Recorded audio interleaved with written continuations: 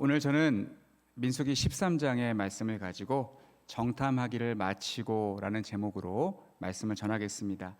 민수기 13장은 이스라엘 백성의 지도자들이 40일간 가나안 땅을 정탐하고 돌아온 후에 모세와 아론과 이스라엘 온 회중에게 보고한 내용을 다루고 있습니다.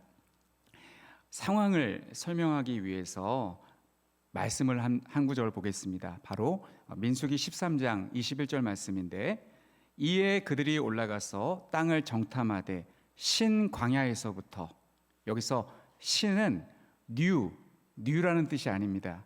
지명 이름이 신입니다. 신 광야에서부터 하맛 어기 루옵에 이르렀고, 지도를 잠깐 보면 저렇게 밑에 동그라미 쳐져 있는 부분이 신광야입니다. 거기 옆에 가데스 바네아 바란 광야가 있는데, 거기에서부터 저 꼭대기 빨강색 원으로 쳐져 있는 저 부분, 바로 하맛 어기 루옵까지 붉은색으로 이렇게 음영으로 되어 있는 부분을 전반적으로 두루 살피고 온 것으로 그렇게 보입니다.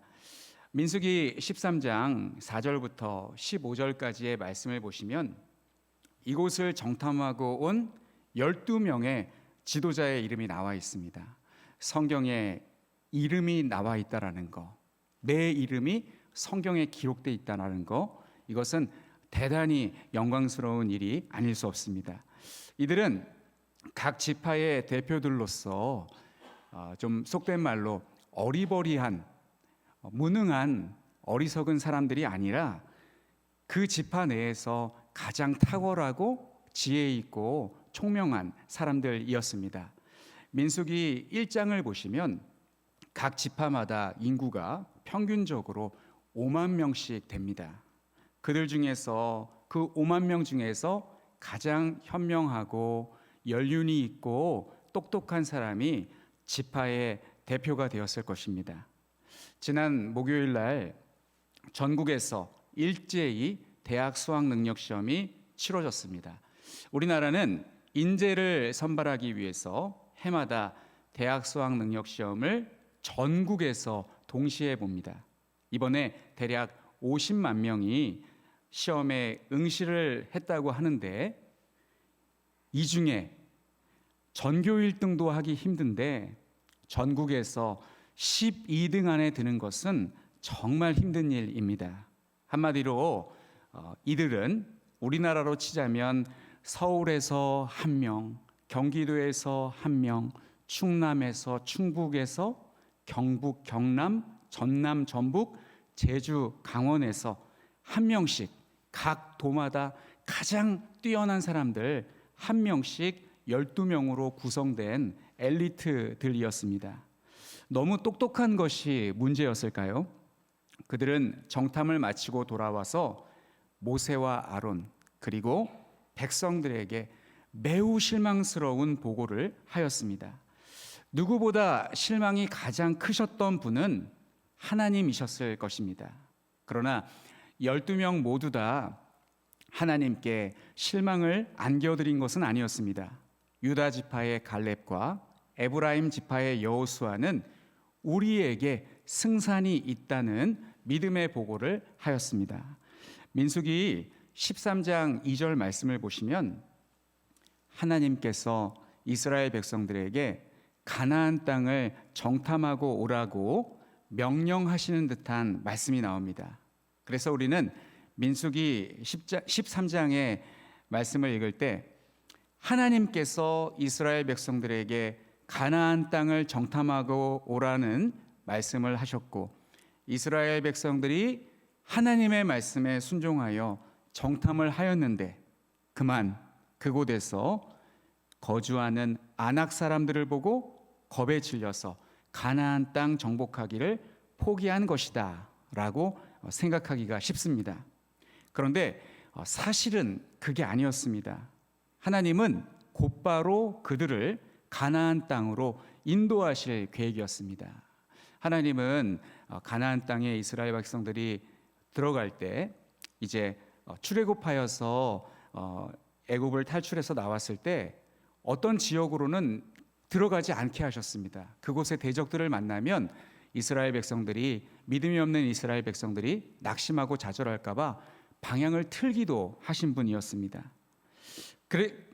그러니까 하나님께는 가나안 땅을 정복할 때에 정탐이 필요치 않았습니다. 혹자는 그러면 민수기 13장 3절 말씀에 모세가 여호와의 명령을 따라 바란 광야에서 그들을 보냈으니 라고 기록되어 있지 않습니까? 여기 분명히 여호와의 명령이라고 기록되어 있는데요? 라고 질문을 하실 수도 있습니다.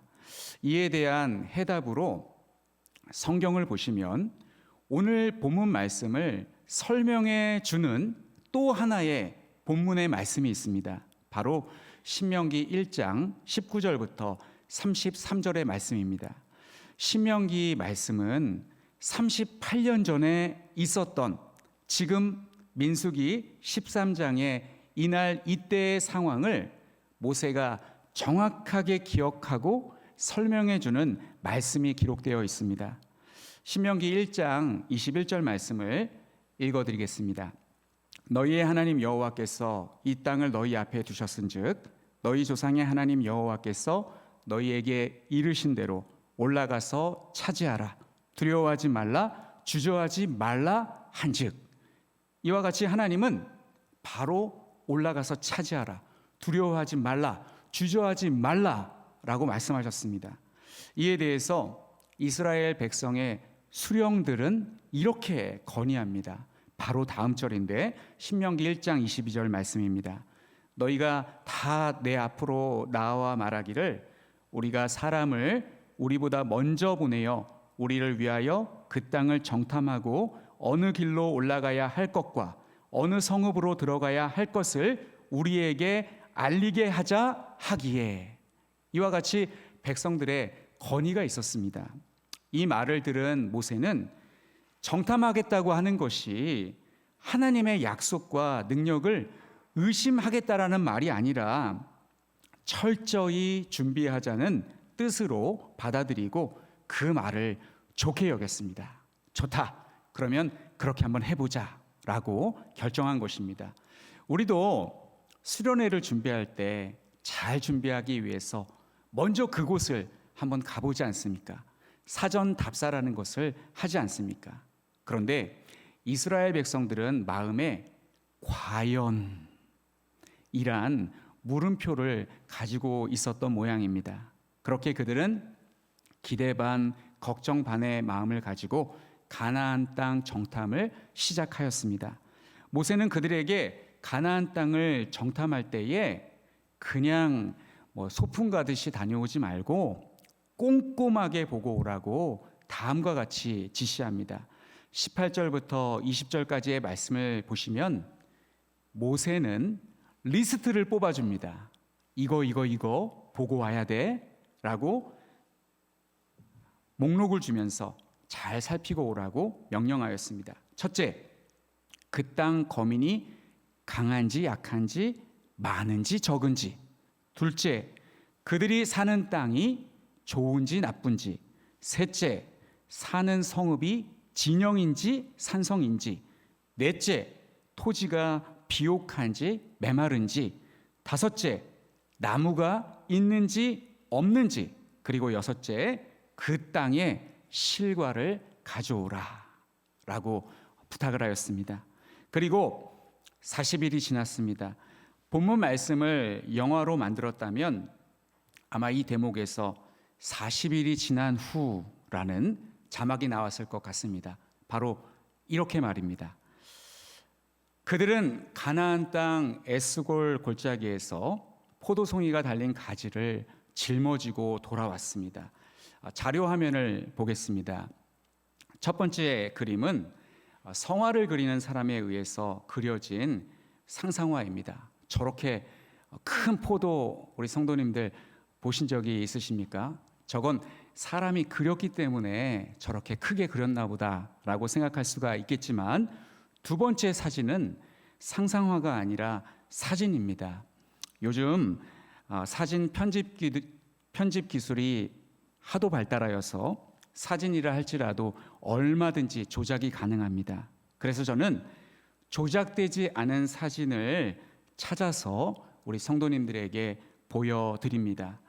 이스라엘은 기후의 영향 때문인지 포도가 크고 달다고 합니다. 이 나라에서 재배되는 맛있는 과일은 석류와 무화과입니다. 이렇게 이스라엘 백성들은 하나님의 말씀대로 젖과 꿀이 흐르는 비옥한 땅을 보고 돌아왔습니다. 이제 하나님의 약속을 믿고 가나안 땅을 정복하기 위해 작전을 세우고 진격하는 일만 남았습니다. 하지만 그들의 표정이 밝지가 않습니다. 그 이유가 무엇일까요? 28절의 말씀을 보겠습니다.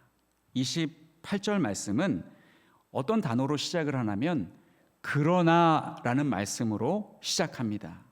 그런데 여기서 그러나는 그냥 일반적인 그러나가 아니라 좀 과격한 표현입니다만 바보 멍텅구리 같은 그러나입니다.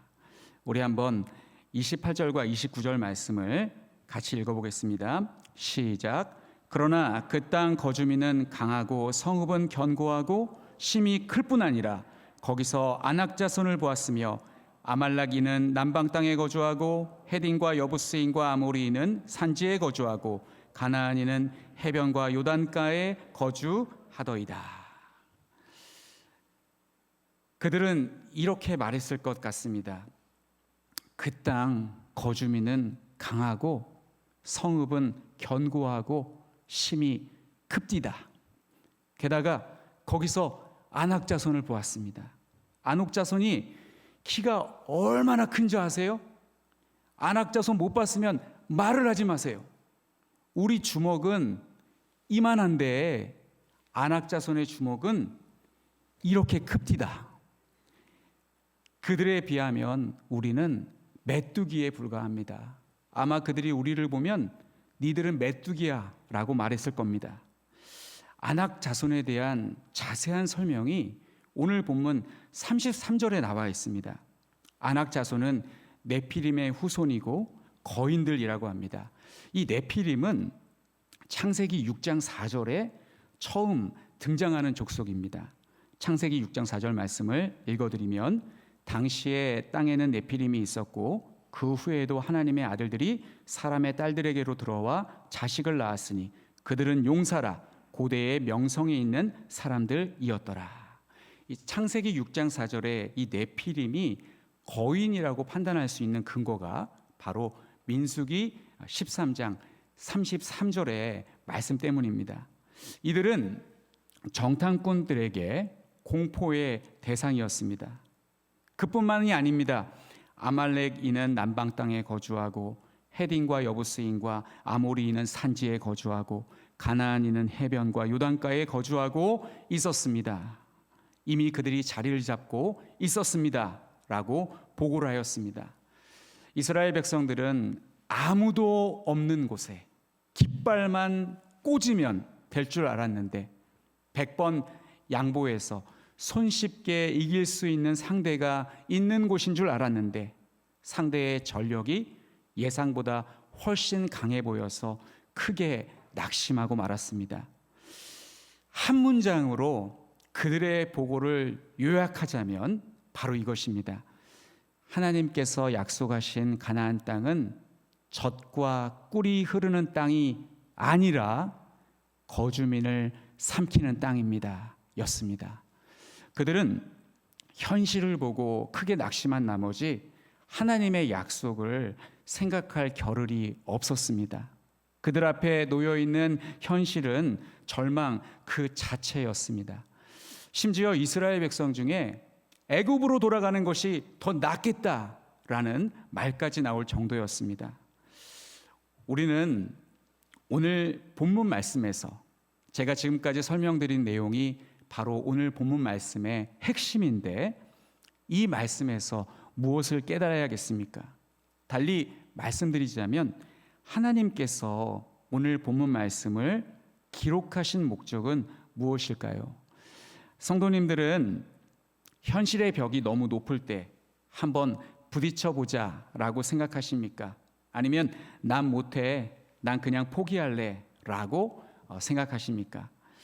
그런데 이런 식의 접근은 만약 제가 긍정의 힘을 강조하면서 본문 말씀을 가지고 여러분 할 수 있습니다, 자신감을 가집시다, 긍정적으로 생각합시다, 이런 식의 교훈을 본문에서 끌어내려고 하고 있다면 오늘 제 설교는 인간 중심적인 설교에 지나지 않는다고 생각합니다. 솔직하게 말씀드려서 우리가 일상생활을 할 때에 지혜는 무엇이냐면 어떤 일을 하기 전에, 어떤 일을 벌리기 전에 가능성을 타진해보고, 장사를 할 경우에는 시장 조사를 해보고, 신중하게 접근하여서 미래가 불확실한 사업이나 일은 시도하지 않는 것이 좋습니다. 성공하는 기업들을 보면 선택과 집중을 잘합니다. 안 될 일은 과감하게 정리하고, 예를 들면 과거에 삼성이 자동차를 만들던 때가 있었습니다. 고 이건희 회장이 자동차 광이었기 때문에 삼성이 만들면 다릅니다 라는 슬로건을 내걸고 야심차게 자동차 사업을 시작하였습니다. 하지만 쉽지 않았던 모양입니다. 그리 오래지 않아 자동차 사업을 정리했고 외국계 기업에 매각하였습니다. 그렇지만 삼성은 자동차 사업을 포기하는 대신 반도체에 집중적으로 투자를 하고 있습니다. 이렇게 세상에서는 선택과 집중, 포기할 것은 포기하고 붙잡아야 할 것, 집중해야 할 것은 선택하는 그러한 전략을 쓰고 있습니다. 하지만 세상은 그렇게 할지 몰라도 우리가 믿고 있는 하나님의 약속은 어떤 것은 우리가 취하고 어떤 것은 버리는 식으로 우리가 신앙해서는 안 됩니다. 하나님의 약속은 절대로 우리가 포기해서는 안 됩니다. 하나님의 약속은 선택과 집중할 내용이 아닙니다. 성경 말씀 어떤 것은 선택하고 어떤 것은 버리는 방식으로 선택해서는 안 됩니다. 하나님의 말씀은 우리가 무조건 믿고 따라야 할 말씀인 줄로 믿습니다. 그러면 이 당시는 BC 1450년 경이었는데 10명의 정탐꾼들과 같은 사람들이 우리가 네피림의 후손인 아낙 자손을 어떻게 이길 수 있습니까? 이길 수 있는 묘안을 한번 내놓아 보십시오 라고 항의할 수도 있을 것 같습니다. 그 사람들은 저보다 훨씬 오래전에 살다가 죽은 사람이지만 만약 그 사람들이 저에게 그렇게 물어본다면 제가 뭐라고 대답할 수 있을까요? 오늘 그들의 보고가 가나안 땅에 거주하는 사람들의 약점을 보여주고 있습니다. 바로 29절의 말씀입니다. 가나안 원주민들은 흩어져서 살고 있었습니다. 그래서 충분히 공략이 가능했습니다. 그리고 네피림의 후손인 아낙 자손이라고 해서 약점이 없는 것은 아닙니다. 그들도 이스라엘 백성들과 똑같은 인간에 불과합니다. 저는 오늘 본문 말씀을 묵상하면서 어떻게 하면 이 말씀이 내 피부에 와닿을 수 있을까? 혹시 나도 이스라엘 백성들처럼 생각하고 판단하고 낙심하고 절망하고 있지는 않을까? 이 말씀을 어떻게 내가 적용해야 이들이 틀렸고 하나님이 맞았음을, 10명의 정탐꾼이 틀렸고 갈렙과 여호수아가 옳았음을 어떻게 내가 깨달을 수 있을까를 고민해 보았습니다. 제 피부에 먼저 와 닿아야 성도님들의 피부에 와닿을 수 있지 않겠습니까? 제가 중학교에 다녔을 때 벌써 1990년대 제가 중학생이었으니까 30년이 지난 것 같습니다. 그때에도 아이들을 괴롭히는 소위 일진들이 있었습니다. 반에 한 명씩 그런 아이가 있었는데 그 아이는 반에서 조폭 같은 존재였습니다. 아이들이 반장의 말보다 그 아이의 말을 더 잘 들었습니다. 반장이 시끄러워 조용히 해 라고 했더니 애들이 막 떠듭니다. 그런데 그 아이가 조용히 해 라고 한마디 하면 정말 조용해졌었습니다. 그 친구는 아이들을 때리기도 하고 돈을 빌려달라고 하고 갚지 않는 방식으로 금품을 갈취하기도 했습니다. 한 번은 어떤 용기 있는 친구가 대들었다가 방과 후에 각반에 있는 일진들이 우르르 몰려와서 두들겨 맞기도 하였습니다. 지금 와서 이런 생각을 해봅니다. 중학교 3학년 아이들이 조폭 흉내를 내는 것을 보면 폭력으로 자기가 원하고 취하고 누리고 싶어 하는 것을 획득하는 것은 누가 가르쳐주지 않아도 그렇게 되는 것을 보면 타락한 사람의 본성에서 나오는 현상일까? 그런 생각도 해보고, 아니면 어른들이 하는 못된 짓을 보고 배운 것일까? 영화나 뉴스나 이러한 매체들을 통해서 그런 것들을 학습한 것일까라는 생각을 해봅니다. 그때를 회상해 보았을 때에 이런 생각이 들었습니다. 공포에 질려 있었던 이스라엘 백성들의 심정이 이와 같지 않았을까? 감히 덤비지 못하고 도전하지 못하고 주눅들어 살고 있었던 그 모습과 같지 않았을까라는 생각을 해보았습니다. 다 같이 학생들이 힘을 합쳐서 덤비면 그 한 명을 제압할 수 있지는 않았을까? 이런 제 짧은 경험에서 나온 생각을 해보았습니다. 그 당시에 학교에 학생부 선생님들이 계셨지만 선생님들이 수백 명의 학생들의 일거수일투족을 다 관리 감독할 수는 없었습니다. 그렇다고 49명의 학생들이 전부 의기투합하여서 한 병의 문제 학생을 제재할 수도 없었습니다. 왜냐하면 전부 생각이 다르기 때문입니다. 누군가 그 나쁜 학생에게 괴롭힘을 당하더라도 내가 당하는 것은 아니기 때문에 간섭하지 않으려고 합니다. 그리고 일진 학생도 인간이기 때문에 그렇게 멍청하지는 않습니다. 자신을 대적하려고 주동하는 학생을 찾아내어서 사전에 응징을 해버리기 때문에 구심점이 생길 수가 없습니다. 30년의 세월이 지나 저는 성인이 되었고 지금 제 아들이 중학생이 되었습니다. 전 제 아들과 딸을 보면서 착하기는 한데 교회에서만 쭉 자라서 착하기는 한데 저러다 불량한 아이들에게 괴롭힘을 받지는 않을까 염려가 되기도 합니다. 반대로 문제 학생인 부모도 자식 때문에 힘들다고 합니다. 자신의 자녀가 아이들과 사이좋게 잘 지냈으면 좋겠는데 자꾸 아이들을 괴롭히고 문제를 일으켜서 학교 다닐 때부터 정학을 당하고 징계를 받으니 나중에 커서 뭐가 될까라는 근심이 될 것입니다. 성인이 된 저는 우리 사회에서 약자들이 보호받고 안전하게 살아가려면 법과 공권력이 흐트러져서는 안 된다고 생각합니다.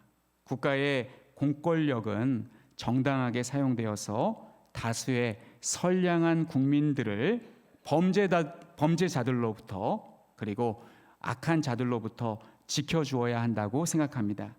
제가 길게 이 말씀을 드렸던 이유는 하나님께서 잔뜩 쫄아있는 이스라엘 백성들에게 가나안 땅을 정복하러 갈 때에 뿔뿔이 흩어져서 1대1로 그들을 물리치라고 말씀하지 않으셨습니다.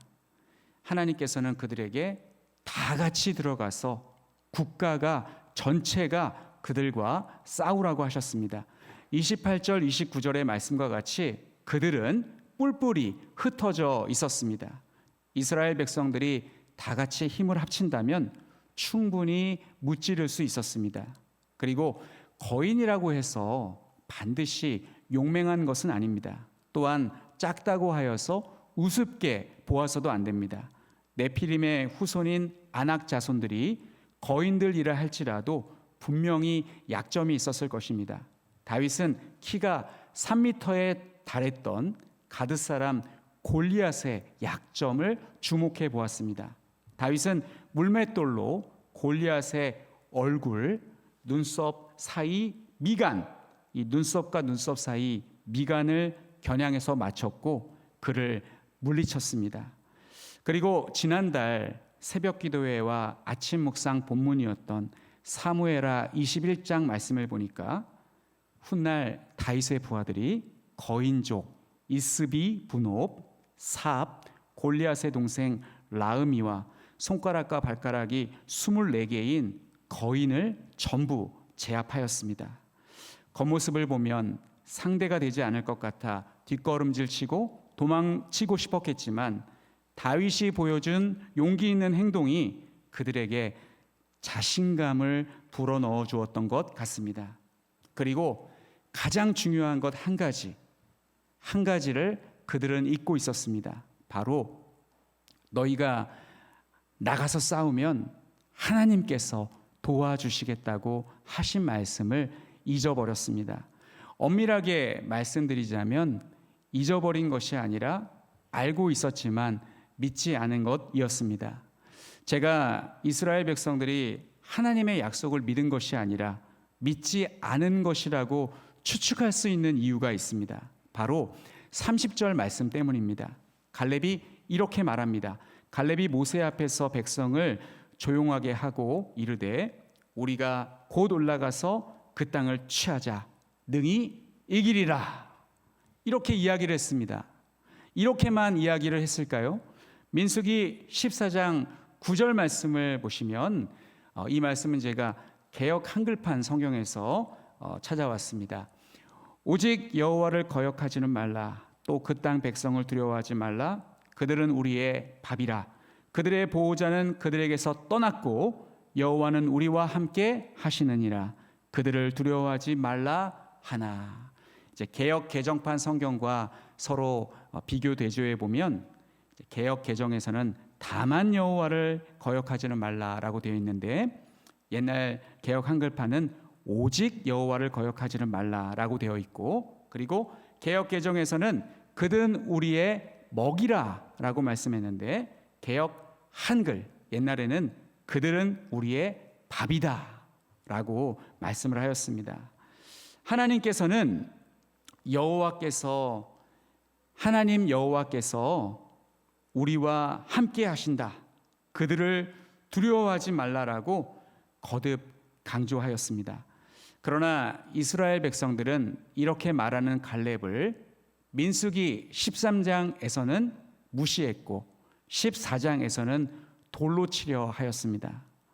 저는 오늘 본문에 기록된 이 10명의 정탐꾼의 보고와 그들의 보고를 듣고 좌절하는 이스라엘 백성들의 모습을 보면서 이런 생각을 해봅니다. 어쩌면 신앙 없는 내 모습과 이리도 비슷할까라는 생각이 들었습니다. 우리는 싸워보지도 않고 겁에 질려서 포기할 때가 자주 있습니다. 그런데 우리가 함께 불렀던 그 찬송가 585장 2절 가사 내주는 강한 성이요의 그 가사를 보면 내 힘만 의지할 때는 패할 수밖에 없도다. 힘 있는 장수 나와서 날 대신하여 싸우네. 이 장수 누군가 주 예수 그리스도 만군의 주로다. 당할 자 누구랴 반드시 이기리로다. 이 찬양을 늘 부르면서도 이 찬양의 가사대로 살지 못하는 내 자신을 볼 때가 있습니다. 가끔 이제 금요 기도회 때 담임 목사님께서 오늘날 매스컴에서 교회를 비난하고 욕할 때 어떤 사람은 자기도 교회를 다니면서 나는 깨어있는 의식 있는 기독교인 척하려고 교회를 같이 욕하는 사람들이 있는 것 같은데 정말 한심한 사람들이다라는 말씀을 하신 적이 있었습니다. 그런데 그 말씀을 제가 처음 들었을 때 갑자기 제 자신이 부끄러워졌습니다. 저는 그런 말을 한 적은 없는데 그런 생각은 한 적이 있는 것 같아서 마치 저를 가리켜서 하시는 말씀처럼 느껴져서 부끄러움을 느끼고 그런 행동과 말을 절대로 해서는 안 되겠다라는 다짐을 하였습니다. 사랑하는 성도 여러분, 우리는 예수님 믿는 사람들인데 우리가 예수님 믿는 사람답게 하나님을 의지하고 담대하게 이 세상을 살아야 되지 않겠습니까? 저는 우리 성도님들이 교회일 뿐 아니라 교회 밖 직장에서 일을 하실 때에도 하나님을 의지하고 당차게 자신이 맡은 일을 해내셨으면 좋겠습니다. 자신이 맡은 일을 열심히 그리고 최선을 다해서 하는 것 그 자체가 선교라고 생각합니다. 복음을 전하고 전도하는 것도 선교지만 내가 내 일에 최선을 다하고 열심을 다하는 것 그 자체가 선교입니다. 그런 사람이 복음을 전하면 그 복음이 잘 전달됩니다. 그런데 교회 일 때문에 바빠서인지 직장 일을 소홀히 하는 분들, 심지어 교회 주보를 직장으로 가져가서 직장 복사기로 복사하시는 분들, 그런 분들은 별로 인정을 받지 못하고 전도에도 잘 전도가 안 됩니다. 일단은 나의 일에 최선을 다해야 합니다. 그런 의미에서 성도님들에게 직업은 하나님께서 명하신 일입니다. 자기 직업에 최선을 다하셔서 전문가가 되실 수 있기를 바랍니다. 성도님들은 평일에는 사회에서 맡은 일을 성실하게 감당하고 또 주일에는 교회 사역을 감당하고 있습니다. 이 자리에 계신 많은 성도님들이 교회에서 주신 직분을 하나님께서 주신 것이라 믿고 열심히 봉사하고 있습니다. 성도님들이 하나님께 충성하고 봉사하는 교회는 바로 한가람 교회입니다. 그래서 교회 사역에도 성도님들이 감당해야 할 몫이 있습니다. 앞으로 우리 교회는 예배당 건축이라는 큰 사역을 앞두고 있습니다. 교회에서 예배당 건축은 우리 교회에 지각 변동을 일으킬 만큼 정말 크고도 중요한 일입니다. 우리는 큰 변화를 일컬어서 지각 변동이라는 말을 사용하는데 예배당 건축을 하면 진짜로 지각 변동이 일어납니다. 지하 4층까지 땅을 파야 하고 파일이라는 기둥을 박을 때 엄청난 소음과 지각 변동이 일어날 것입니다. 예배당 건축을 할 때에 성도님들이 힘을 합치지 않으면 앞으로 5년의 세월이 만만치 않을 것입니다. 수많은 변수와 난관들이 닥칠 것입니다. 그럴 때 성도님들이 담임 목사님을 중심으로 일체 단결하여 기도하면서 나간다면 이곳에 아름다운 예배당이 새 성전이 지어질 줄로 믿습니다. 사랑하는 성도 여러분, 큰 사역 앞에 우리 교회는 예배당 건축이라는 큰 사역이 앞에 있고 또한 성도님들이 각자의 삶의 처소에서 생업을 감당할 때에 두려워하지 마십시오. 두려워하는 마음이 생길 때 우리는 기도해야 합니다. 우리는 두려울 때에 겁이 날 때 더 열심히 하나님께 매달리고 기도해야 되는데 이상하게도 그럴 때 더 기도가 되지 않습니다.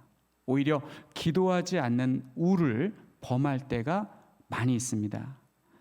그러나 우리 성도님들께서 믿음으로 교회를 섬기고 이 세상을 당차게 살아가신다면 하나님께서 함께 하실 것이기 때문에 우리 성도님들 앞에 그 어떤 장애물이 있어도 하나님은 그것을 뛰어넘을 수 있는 힘을 주실 줄로 믿습니다.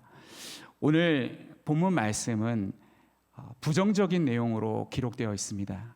그러나 이 본문의 말씀을 반면교사로 삼아서 이 말씀을 항상 마음에 새기셔서 두려움을 극복하고 늘 믿음으로 승리하는 삶을 사시는 우리 모든 성도님들이 되시기를 간절히 축원합니다.